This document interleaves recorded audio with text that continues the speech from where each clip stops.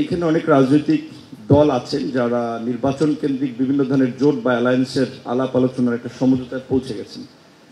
কাজে কোনো কোনো দল কিংবা নেতৃবৃন্দের অবস্থানটা ওই জোটের সপক্ষেই থাকবে।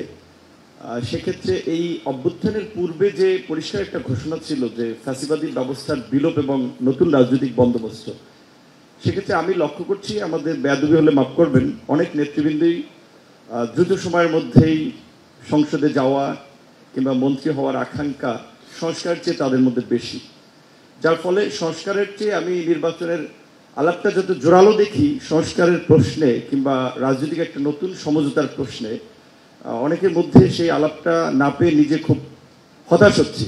কারণ আপনারা জানেন যে বাংলাদেশের একটা অত্যন্ত প্রতিকূল সময়ে ফুটবলের মতো ঢাকা বিশ্ববিদ্যালয়ের লাইব্রেরির সামনে 2018 সালে আপনারা দেখেছেন কোটা সংস্কার আন্দোলন করতে গিয়ে মার খেয়েছিলাম, এবং যেখানে ব্যাপক একটা তরুণ প্রজন্ম রাজনীতি বিমুখ ছিল, তাদেরকে কিছুটা রাজনীতিমুখী করার জন্য ধারাবাহিকভাবে ঢাকা বিশ্ববিদ্যালয়ের ইংরেজি বিভাগে পড়াশোনা করে একটা ধারাবাহিক লড়াই চালিয়ে গেছি, একেবারেই মধ্যবিত্ত পরিবারের একটা সন্তান পরিবারের নিরাপত্তা চিন্তা না করে।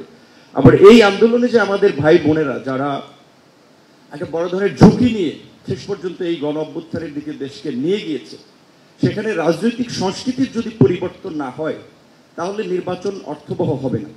সংস্কার আপনারা অনেকেই বলছেন বিভিন্ন ধরনের প্রস্তাবনায়, রাজনৈতিক সংস্কারটা আগে দরকার, রাজনৈতিক সংস্কৃতির পরিবর্তনটা আগে দরকার। আগামী নির্বাচন যে অবাধ, সুষ্ঠু, নিরপেক্ষ হবে তার জন্য বোধহয় আমাদের খুব চিন্তা করা দরকার যে আসলে কতটুকু সেটাও সম্ভব। সেজন্য আমি মনে করি যে এই বর্তমান যে ভঙ্গুর প্রশাসন, এখনো জনপ্রশাসনে আমি মনে করি যে মন্থর গতি, পুলিশ প্রশাসনের গতি আসে নাই।